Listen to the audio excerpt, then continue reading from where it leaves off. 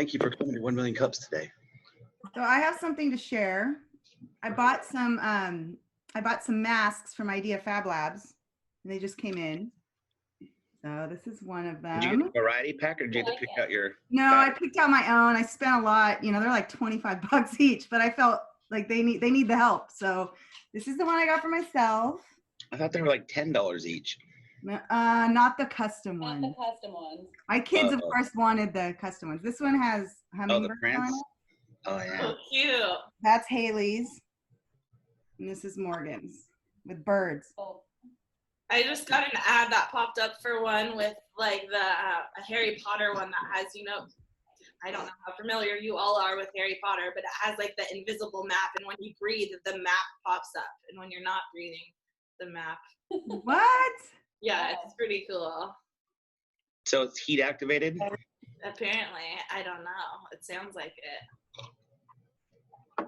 I always wonder about, you know how Nancy Pelosi has all those fancy ones like that match her outfits, but her lipstick, there's so much lipstick. I always wonder like, how does she deal with her makeup? yeah. Mess in there, I'm sure. Never wondered that at all. Maybe it's because I haven't worn makeup in 2 months. 2 months, is that it? It's longer for me. It's like everything else she does, very, very carefully. So this is our first attempt at doing a 1 million Zoom. Danny, have you had any, have you guys been on the Slack, the 1MC Slack, and seen how other communities are dealing with this? I've seen a lot of notifications pop up. To be honest, I haven't gone through and read all of the Slack notes. I will say my volunteer time has been slacking a little bit. For this, anyways, not for everything. So what were Pat, you do get the complimentary 1 Million Cups stainless steel to-go mug. Oh, fantastic. Clear lid, stainless steel interior with safety instructions. Wash thoroughly. First. So who gets that? Drop that in the mail for you. Who gets that? What's that? Who gets that? The speaker, Pat? the presenter. Pat? What? Okay. Heather, do you need coffee?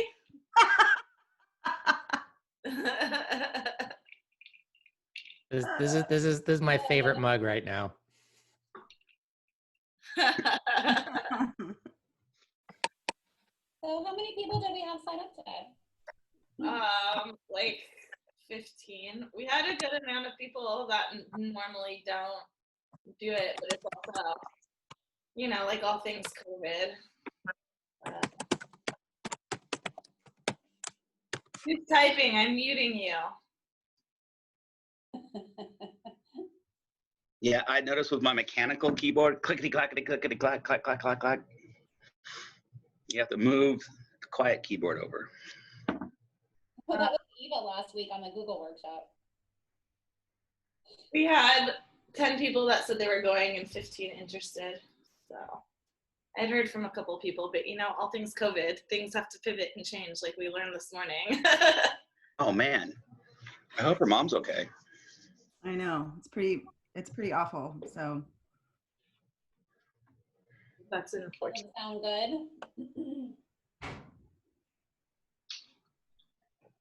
yeah, so Pat, our Donna, you know, my mother-in-law, your mom's cousin, she had to go into the hospital over the weekend, and so scared us to death. But it wasn't COVID; it was stomach ulcer from Advil, from her back. Gosh. You know, but her hospital experience was very interesting. It was as soon as you come in, you know, if you have any symptoms that are like COVID, they direct you in one direction. And then there's a whole nother side of the hospital for people who don't have it. So she ended up going in She got in the TSA pre-line. Yeah. But it's pretty empty in the hospital, so. Someone posted on LinkedIn this morning. She got a COVID test for only $10, and she'll get the answers back tomorrow. Okay. So I thought that was pretty interesting. I asked her to list. Hi, Mom. Hi, Linda. Hi, everybody. Yeah, there are multiple locations in Chico that have COVID testing. So Enlo has one of their lab has a machine that can do COVID testing, and the PSMG Pathology Sciences Medical Group, they also have a machine up and running, and they can turn tests around same day if it gets in before, I think it's 1 o'clock. So Chico can do tests same day. So it's good.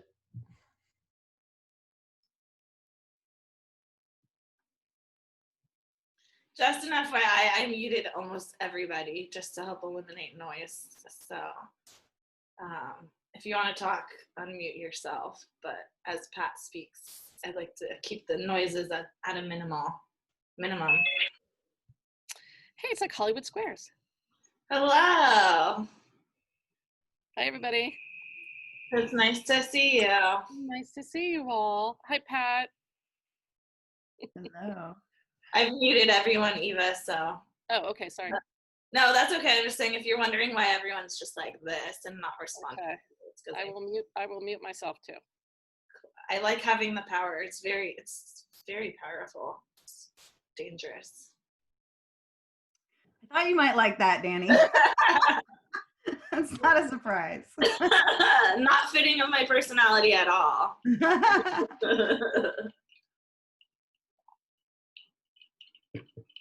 So I have a question for everybody. Has anybody had a hard time sharing videos through Zoom with the audio piece? What do No? you mean? Like connect? Like if I wanted to share my screen and share a video, I'm wondering how the audio will work. I haven't tested it out. And I see. So like if we were sharing a screen and you wanted to play it on your end, no, we do that with Rotary quite a bit, but we actually don't use Zoom. We use GoToMeeting, but it's not usually a problem. Okay. I have seen it be a problem with other people.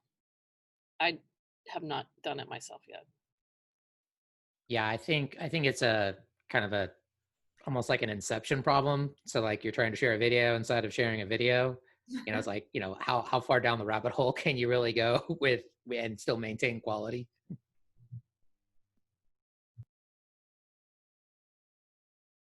And if anyone doesn't know, you can unmute yourself with the bottom left corner or the top menu bar. Just That happened to us last week at the GrowTech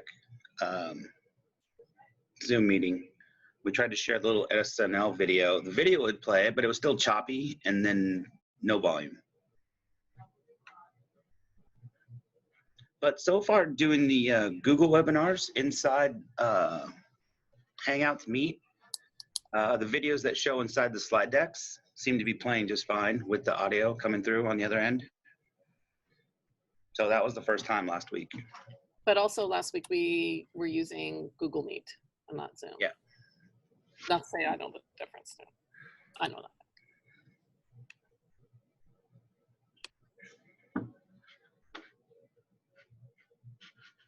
should we get this party started, Tim? It's about 9:11.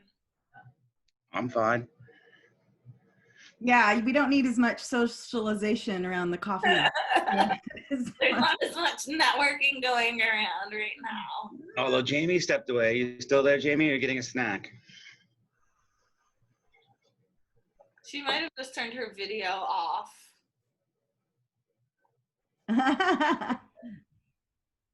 I was actually working for a second. I had to send a note to a client. You're allowed to multitask.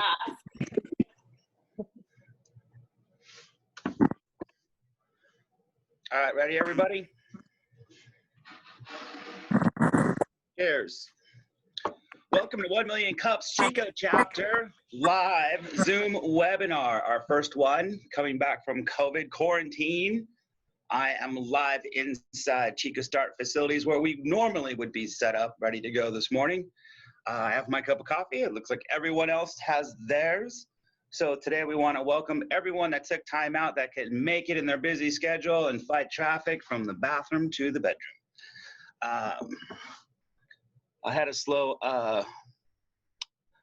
morning in the kitchen. Stove didn't want to light, had a microwave, old coffee. It was a bad situation. Still got here though. So I want to say thank you to all our organizers that have helped put this together the last couple days. We have Danny Schwartz Consulting. We have Miss, I'm looking at the squares on my screen. We have Wendy Porter with Chico Star Butte College. I don't even know what the new title is anymore. It's this long. We have Heather Oogie with the Chico Chamber of Commerce. Then we have Eva with Chico Start, and myself, Tim, with Chico Start. Also, our sponsor is Danny Schwartz Consulting, helping today with setting up the Zoom meeting, doing our social media, and getting everyone together. And today we did have a very interesting presenter lined up. We had it all scheduled and followed the rules, but as it goes, life happens.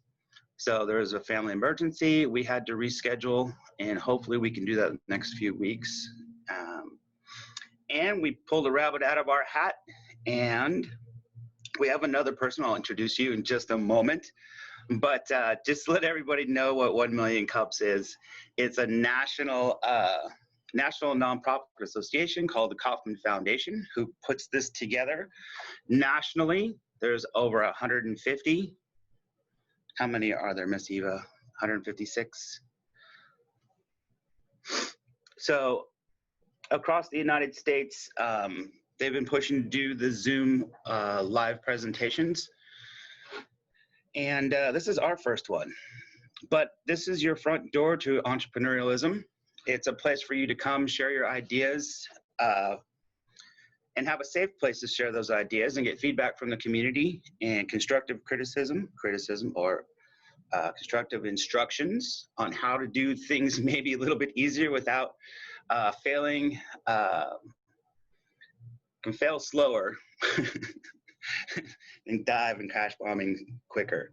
So we want everyone to have a place to share their ideas, share their dreams, have an entryway into the business community and talking to other business owners that have been there, that have done it, to share more of their failures than their successes. So we know not what to do, and we know what to do and who to talk to in our community to help us get there the fastest way we can. So we have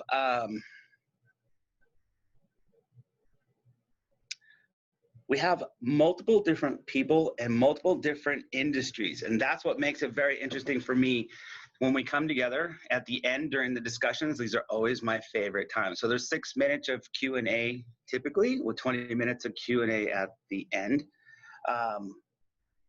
The last part, the Q&A, is I have to say, my most favorite part of all the different meetings we do and presentations.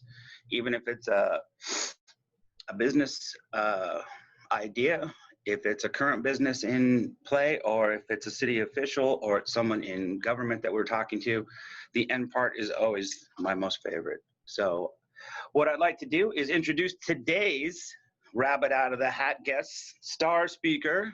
We have Pat Berry with Build.com, and you are a senior developer, product manager, brand technology. Yeah, like a little bit of all of those. So that covers way more hats than just those few words, Bill, doesn't it? So Pat's going to talk to us today about Build's been going through, their transitions, how they're dealing with the new COVID, and how the workforce is coping with it, and how Build is trying to stay on course with their business plan. So I want to welcome Pat Berry, and thank you for your time taking it out today on very short notice. So yeah, no problem. Everyone, let's introduce Pat with Build.com, and let's listen to what they have to offer today. And now I will mute myself. Thank you. Yeah, so starting right off with kind of like the state of the business and where we are today. Build started out as 100% pure play online back in, the early 2000s. So, making that transition to online, like that was when the company was founded. So we were born online. So that really hasn't been an incredible pressure on us. What has changed with the business with regard to the shelter in place across the country is more and more people, more consumers are going online for things that they didn't go online for before. Chris always liked to joke, our founder, Chris Friedland, he always liked to joke that like, hey, we sell toilets on the internet. That's how, that was the joke way of explaining what Build.com did. But what we've really found is that like, well, more and more people need to shop for those kinds of things on the internet these days, especially in the last few months. We've seen a large uptick in our consumer section of our customers. Our professional customers have probably taken a bit of a hit. Job sites have been closed, and so their ordering has not been as robust as we normally see in the springtime as that business really ramps up. And then so we have to focus on the people, and we're a very large employer in Chico. We have about 600 folks in this area. We're in two main locations. Our headquarters is out by the UPS depot on Otterson. And we basically had to empty out the building in a week. And that put some incredible strain on our IT staff.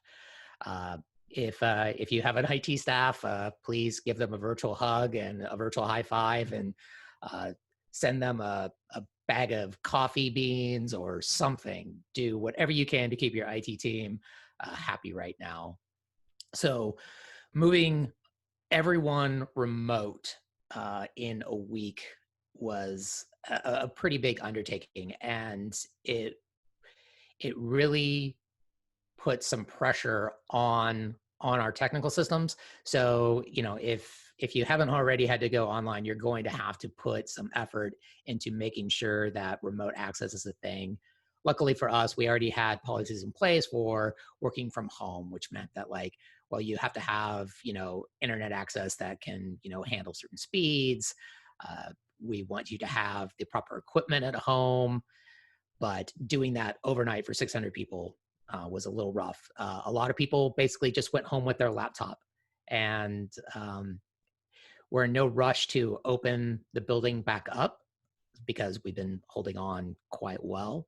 Our systems have been stable, and there's no need to rush back into physical headquarters, as it's still pretty risky in our area. I think a lot of people understand that places like New York and San Francisco and Atlanta, they got hit hard early on because of the population density. We have a lot less population density here, so it's going to take a little bit longer to spread into our area. I checked last night, and Butte County still only has 26 confirmed cases. But as we do testing and as this kind of like slowly spreads out into the less populated areas, we expect to see those numbers go up. And we don't want to put any of our people in harm's way just by saying like, hey, we want you to be in the office, when we haven't seen a business need to have those people immediately back in the office. The collaboration has been interesting. We're all doing it here on Zoom right now today. So we're all learning to kind of like flex that electronic collaboration muscle. We use Office online, we use Google Suite online, we use Zoom, we have a couple of whiteboarding technologies, and we're really just having to like double down on that. But the people management side of things is also something that we're reminding everyone's like, hey, it's so hard to not be able to like just like drop in and physically check in on someone at their desk or in their office. So, and it's hard to grab a quick Zoom time with folks. They've made it a lot easier. It's like, yeah, like just pay someone a URL, but like that's a little bit different than just like poking your head in their office door and going like, hey, have you got 5 minutes? So that has been one of the challenges. So we have to remind people, you have to check in. Asynchronous communication is become even more important now, which means your writing skills are a lot more important now. And making sure that we're sharing as much information as possible in those organized and unorganized fashions. So I think that may be close to my time limit on that. If I didn't hit on anything, Tim or Wendy or Dan, like please let me know.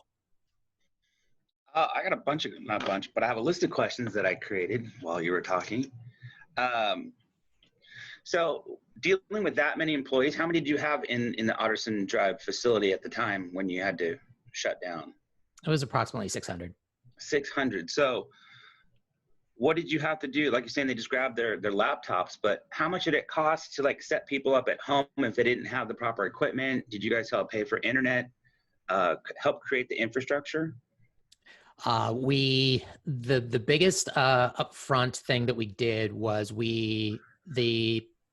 our contact center, basically our inside sales representatives that are picking up the phone and helping our customers on a day-to-day basis.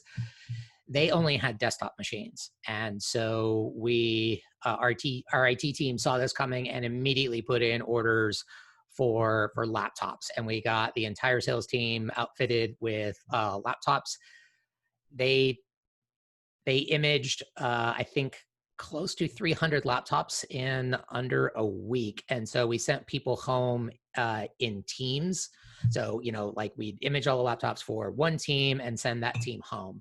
And so we had to image it because, they need the VPN software and they need all of our pre-installed software, et cetera, et cetera, et cetera.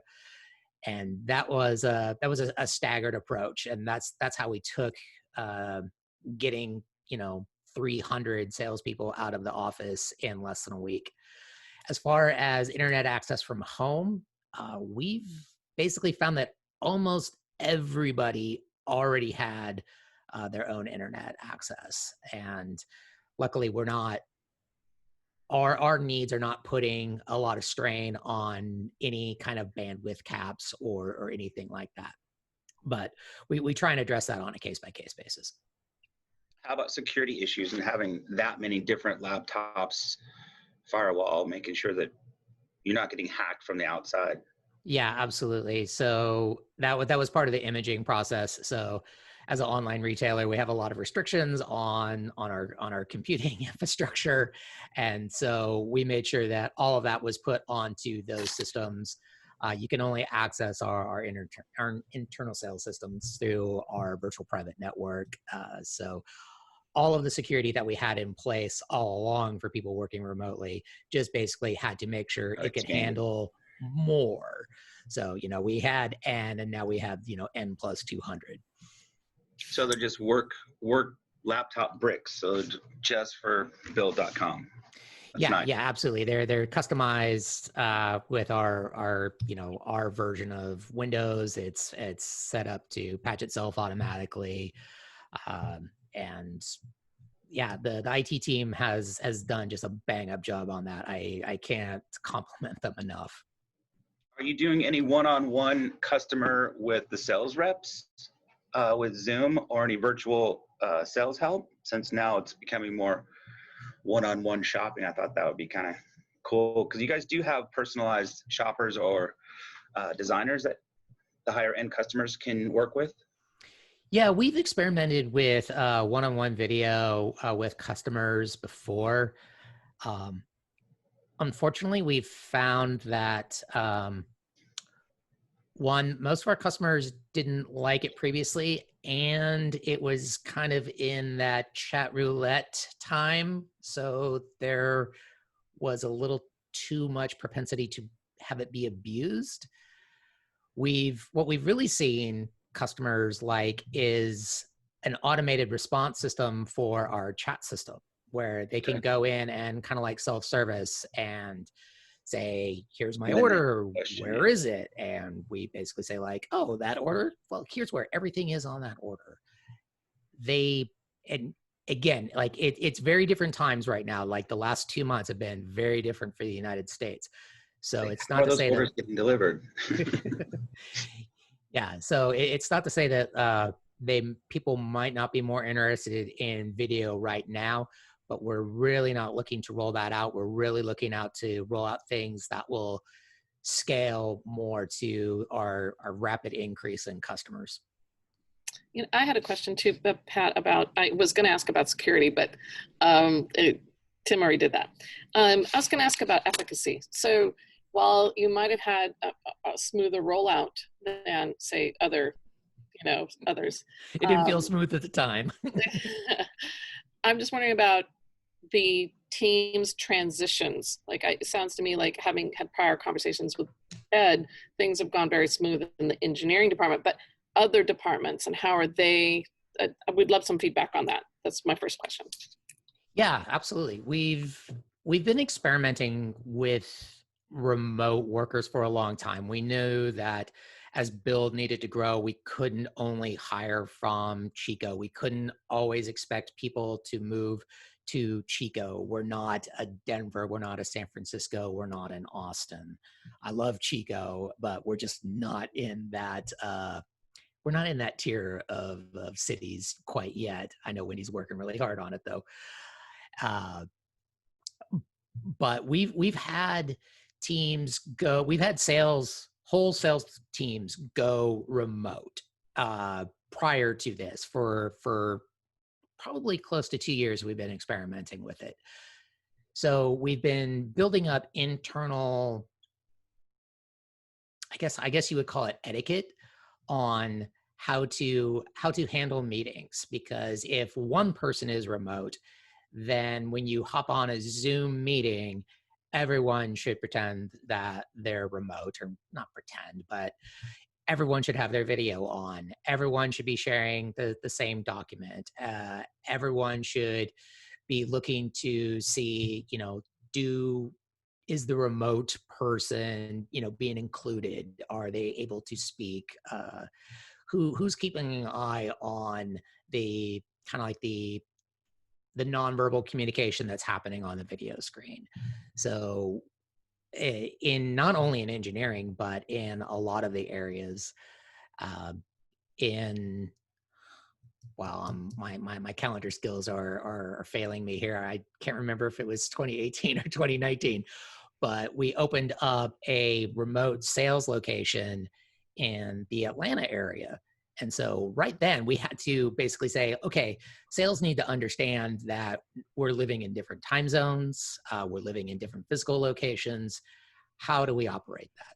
So Yeah. it's something that you don't, it's real hard to just fall into overnight. You really have to like build up that muscle. No pun intended. I think there's a lot of lessons to be learned by builds, having a kind of a 2-year head start, and that'd be something that'd be interesting to take offline and kind of extract a little bit more of. I was going to ask a question also about, it touches a little bit about what I just said, but it's a little, I'd like to, just because you've been doing it for 2 years, is there still things that don't work? Yes. Is there? Yeah, so that'd be some good feedback as well for team, whether it's team or individual or specific to, seems to be a trend. Anyway. Yeah, one of the, and just to hop back to your first comment a little bit, while we do feel that we had a head start, I think what everyone is feeling with COVID is that it's not necessarily changing the game. Like, it's not changing the game for us, it's accelerating it. Like things that were going to take 3 years now need to take 3 months. So how do you really make that happen? Yeah. For our parent company, they had a lot of physical locations, like they owned the physical space and we owned the digital space. Right. When the physical space is shut down, that changed their game. So for them, it absolutely did change. And for us, it was basically just like, okay, how do we make that go faster? As to what has been challenging, like what's not working, again, we had a certain percentage of folks remote, and for, you know, most meetings we had like kind of like that remote etiquette built in. But so many people, myself included, like I have a bias for working in the office. I like going to the office. I like being in the office. I like being around people. I like to soak up information as I walk through the office. Soaking up information about what's going on in the company right now, I think, is a lot harder. So collaboration, there are certain teams that kind of said, like, no, we can't collaborate online. If you want to collaborate, you have to be in this room drawing on this whiteboard from this set time to this set time. Those teams have to change. We're not going to be able to get back to that scenario for quite some time. So I would say it's not that collaboration isn't working well. It's just like we have to accelerate the in-person collaboration into the online collaboration space faster. Good advice. I won't hog it. Pat, what do you think the percentage is of people that will actually go back to the Hegan Lane office and those that will actually stay virtually? And is that going to change your office location at some point to where you might not need such a huge building? What does that look like for the future? Yeah, so that's a fantastic question, because like I already just admitted that like I have this huge bias towards being in the office, and I definitely want to be, you know, one of the people back in the office when it's safe. But I don't. If people don't feel safe, then I have a big problem asking people to come back. We are working on plans on like, how do we re-architect our space to be safe in this new world. So it's going to be, we can't have the same desk density that we have. What does it mean for, what kind of barriers do we need between desks? I know a lot of people have been banging against the open office space idea for a long time. There's been a lot of studies basically showing that, hey, this isn't as good as everyone thinks it is. Maybe it was only driven by dollars, you know, it's like, so I know, I'm shocked too, Tim. But we are looking at like, what is it going to take? What kind of spacing do we need for people? So even if we have fewer people in the office, we may need more square footage to just support the number of people that we have. So it may end up being a wash. As for percentages, it's too soon to tell. I do think that there will be certain teams that will see such a benefit to being in the office that if we can provide the safeguards, then they will come back, or they will want to come back. Right. Pat, I'm interested, this is Wendy, I'm interested in hearing some of the creative things that the Build employees or Build management have done to create that social atmosphere. So social hangs, or, you know, before a meeting, or people getting together and sharing coffee, or, you know, you guys are a pretty creative bunch. So I'd love to hear what, if you know of some of the things going on, let me know. Yeah, so they're all variations on a theme, and that is a Zoom meeting. Shocker, I know. One of the things I started doing, I was, you know, because I was an office rat, and I loved being in the office, and I loved, you know, going in, getting my morning cup of coffee, walking around. So I eventually started just firing up a Zoom meeting and posting it in our social Slack channels, basically saying like, hey, 15-minute coffee Zoom. And you could just hop in, see other human beings, seeing who showered today, all of those things. We one of the things that we had at headquarters was every Thursday from 4 to 5, we had what we call where people would just get together, socialize, and hang out on our ice. So, well, that kind of isn't a thing right now. So what happened was teams started setting up like their own social Zooms. So we kept that time because like that time was sacred in a way. Like Thursday at 4, this is what we do at Thursday at 4. And so we wanted to bring that forward into this area. It's not the same, and we're not trying to pretend that it's the same, but we wanted to protect that time for people. Certain rituals have meaning and need to be preserved. So you know what I've been finding in talking to people, musicians are coming out of the woodwork at different businesses and companies, because it's really easy when you're doing like a social Zoom like that to have the person that plays the guitar do their little thing. So that's been really neat. Yeah, and I know because it can get unwieldy with Zoom. So we've gone from where the patio could have like 100 people to Zooms are kind of more departmental. But because we have so many social channels where we share things, there's, bleed over. It's like, well, I'm going to go hang out in the marketing, one this time. And I do that because I just kind of Zoom bomb.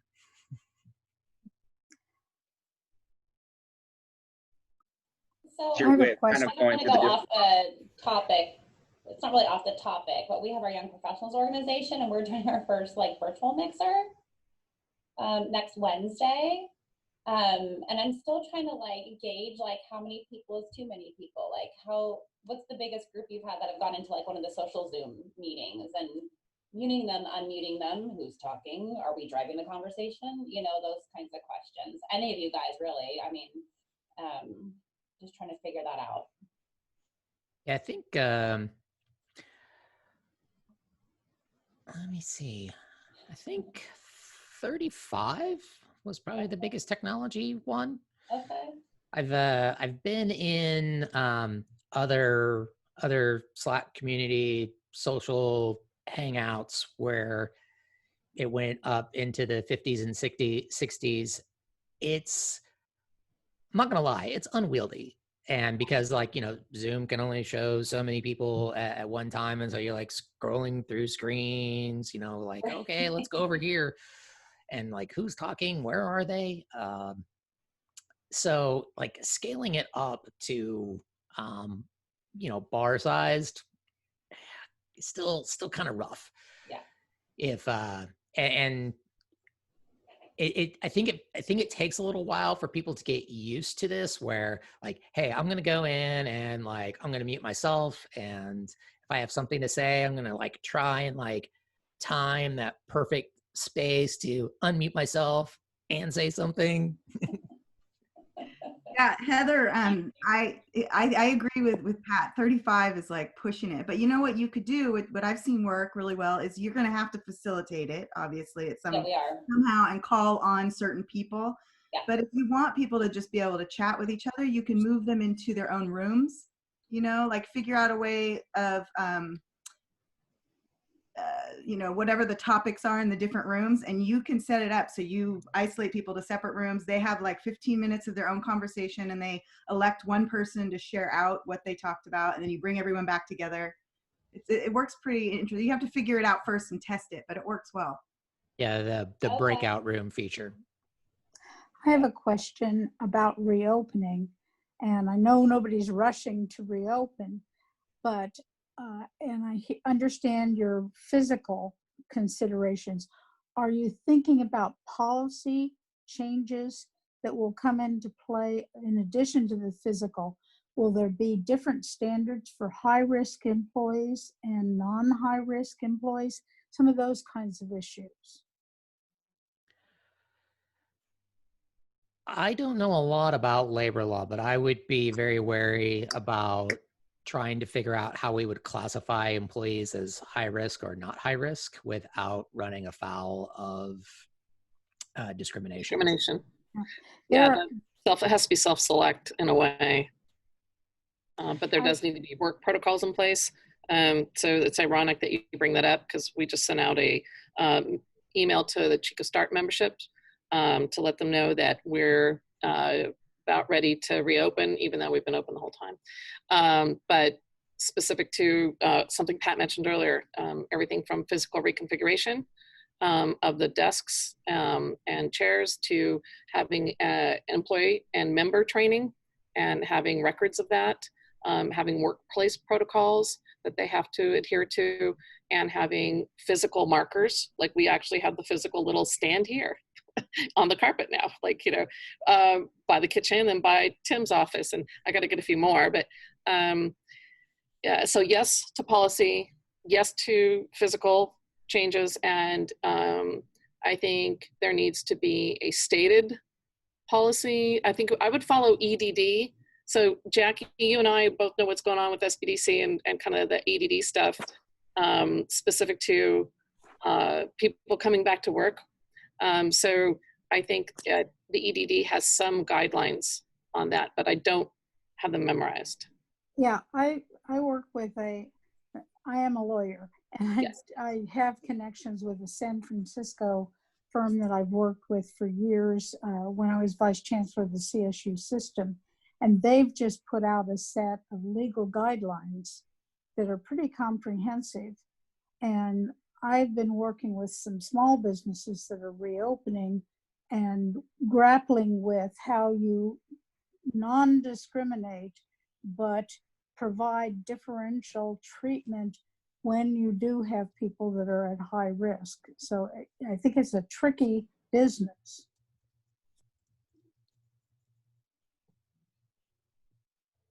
What about insurance? I mean, I was looking at websites and they had some training items listed, and they asked for your insurance policy if you had to meet certain requirements. So I don't know, since we are open or bigger offices, if you're going to have different liabilities, health liability. I don't know. How do you consider that? Yeah, good question. I know you and I were talking about that yesterday, and are we gonna need something to provide to our insurance? But anyway. I don't know. I do know that the office that we left will not be the same office that we return to. I can't think of what would stay the same. We're probably going to reduce the number of entrances. We're probably going to not have the open kitchen. We're probably not going to have our food market. Yeah, I know, like these are all things that are probably going to reduce the appeal of the office.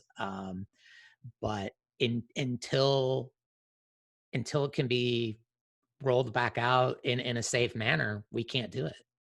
Yeah, I guess I'm curious, how do companies maintain their company culture, right? So like as a millennial, right, half of the appeal of new companies is their company culture. I mean, one of the reasons I opted to start my own business versus looking for other companies was I found there to be serious lack of company culture in small businesses. The company culture came a lot more from companies like Build, to be honest, that could afford the type of company culture that people wanted. So obviously people like working for Build, but I would imagine a big part of why people don't mind sitting at a computer all day long doing the work is that there is a good company culture. So how do you maintain that while also, having social distancing?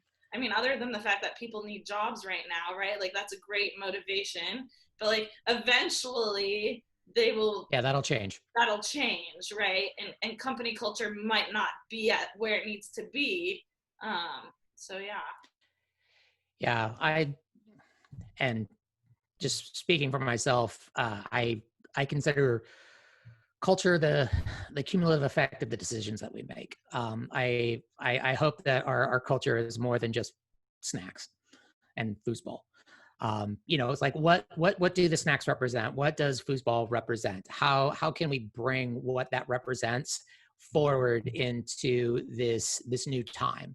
The culture has to if it wants to stay true to itself, it has to adapt the underlying tactics, if you will, of what that culture means. So what kind of decisions do we make around making people feel comfortable? What kind of decisions can we make around people feel that other people with the same worldview, so to speak, are working on stuff. It's like, hey, do we still care about home improvement? Do we still care about our customers?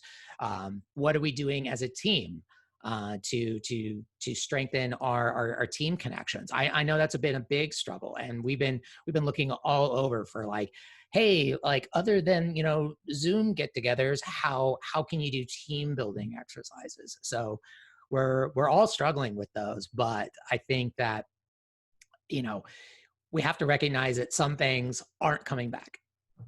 Being able to just like touch all the snacks, yeah, that's never going to be a thing again. Well, never say never. I get it. That won't be a thing for quite some time. We probably shouldn't have been touching the snacks before, but here we are. So yeah, like I don't have an easy answer to that, but I would ask everyone, it's like, hey, like what underlies the physical thing or the thing that you used to do? What underlies that? And then how can you take the underlying culture and apply it today? Great answer. We've been struggling with whether we should have a virtual happy hour because we used to do the monthly mixers and the monthly startup hangs and things like that. And we got a request or two for that. And I kept thinking to myself, well, I don't know about everybody else, but I'm kind of Zoom exhausted or Zoom fatigued by the end of the day. And, and I said that to someone, they're like, yeah, but it's different when you've got a drink in your hand and you're just like socializing. And I go, and I thought to myself, well, you know what? It probably is. I just have not tried it, because our team building, so to speak, or pervasive culture is, been a bit squashed in this, and I'm looking for ways to reignite it. Yeah, I feel like it's just not been, it's been stifled, right? And it's not because I don't think it's dead. I'm just saying I feel like we don't get to necessarily be ourselves because we don't have that opportunity for that interaction. But I too would love any feedback on the 8:30 coffees or the 4 o'clock drinks. Yeah, one of the things that like I've tried to do, because I am so sick of this little 8x10 room that I'm in, is when it comes time to do different kinds of meetings, I try to go do a different spot in my house. And it's super small and it's super simple and it sounds goofy, but a different location gives you a different mental space. And being in a different mental space has at least helped me, adapt to different kinds of meetings. When I have business meetings, I'm sitting here in my little office chair at my little office desk in front of my little office computer. When it's happy hour time or coffee times, like maybe I do that from the kitchen counter, Right. It's like, Sweet. If you want to loosen up, be in a space where you can feel like you can loosen up. Yeah. Oh, that's good. Well, that's practical. Okay. Yeah, I agree. One of the I do that things, a lot from home too, going from the island to the table. Then I would go outside, and then it does help a little bit, and you have to get out, right? So you might as well. Yeah, just make sure there's good lighting, Gotta make sure everything looks good. I'm saying goodbye because I have to go to another Zoom meeting. Thank you so much, Pat. Really enjoyed hearing what you had to say. Bye, Jackie. Thanks for coming. So I wanted to bring something up that Pat, you touched on a little bit, and it kind of relates to our entrepreneur community where, your parent company has the physical spaces, but, Build is really from where we're at the technology side. And I'm wondering if if Eva or Tim or, any of you have seen it leading to a rise in acquisitions because physical spaces are, not necessary. So I'm just curious about that. It just came to mind when you were talking about that. That is really funny that you asked that question, because as of yesterday, one of our Chico Start members, who is not a tech startup, but was one of our campfire victims, they were approached out of the blue to be acquired. And they're like, and I got a call late last night going, and I'm like, hey, never say never, take a look at things, get a no shop, blah, blah, blah. But I mean, while that's not tech related, that's probably the first one in our area, but the third one I've heard about in the region.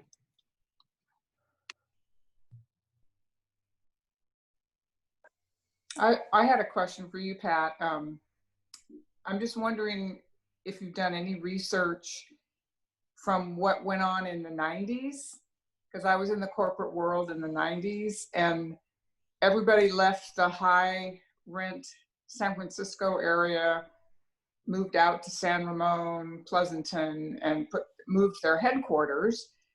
And then they decided it was too expensive to even save more money. And then we did a lot of working from home and shared office space. I would just think there's got to be somebody that's written up, some of those experiences, and from a psychological and a business perspective, as to if they learned anything from it. Because, we've gone full circle, I think, about 2 times now, just in the last 20 years. Yeah, and I think the technology enables it to just like happen more right now. Like you saw Twitter and Square, who both have the same CEO, oddly enough, basically say, if you want to work remote for as long as you work here, you can work remote for as long as you work here. What does it mean for office space? What does it mean for where you live? What does it mean for salaries based off of where you live? Are we going to see a flattening of the salary curve as if we do see an exodus from your Atlantas and your New Yorks, Austins, San Francisco, Silicon Valley areas? What does it mean to, for Netflix, who's, didn't have a lot of remote people, some say close to none, and now it's most of them. So if you don't live in, Mountain View or San Ramon, and you want to live in Bend, Oregon, or Coeur d'Alene, Idaho, what does it mean for salaries? I think there's a lot of change coming on that front. I don't know what the snapback is going to be on this, though. So I think it's gonna require a lot of timing in terms of like what. No one can say what's going to happen with vaccines, antibodies, any of that. If all of a sudden some miracle cure comes out, and I'm not saying it is, don't drink anything toxic. What does that mean for businesses? Are they going to rescind all of that right away and basically say like, oh, back to normal? I think it's too soon to tell on that, but this has been like the largest worldwide work from home experiment that I think has ever been run. And I think there's going to be a lot of learning from it. And I think everyone's still a little too hesitant to say like, this was like that, because I don't think we've ever seen anything like this. We have 4 minutes left. We have one more question, and we'll have to wrap this up. Does anybody have anything for Pat? No?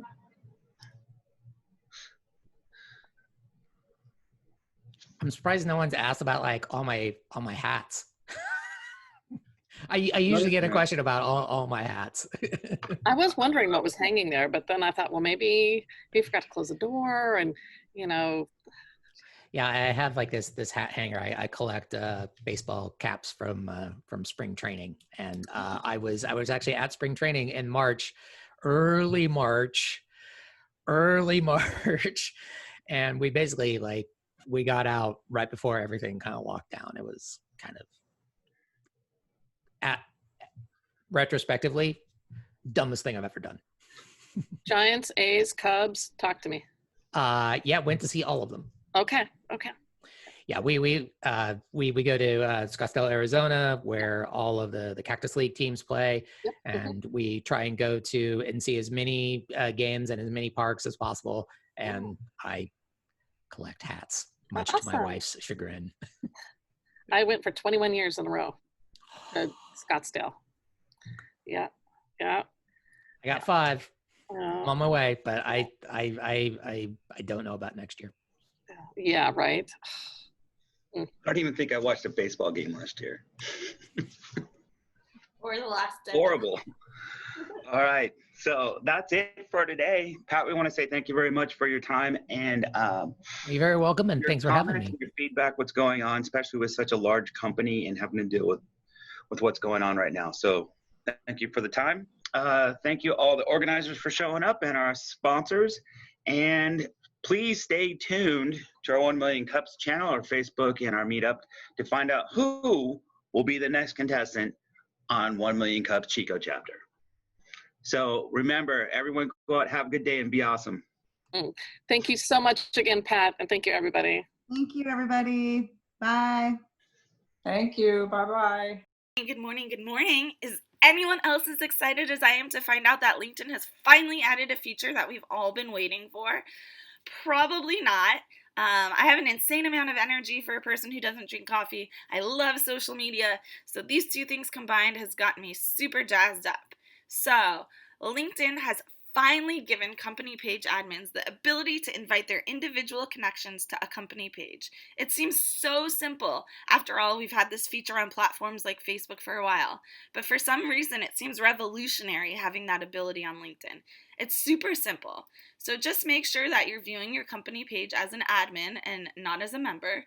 In the top right corner, go to New Admin Tools, select Invite Connections. It's super easy, and then you'll pop up your personal connections that you are connected with on LinkedIn. It'll show you some people here.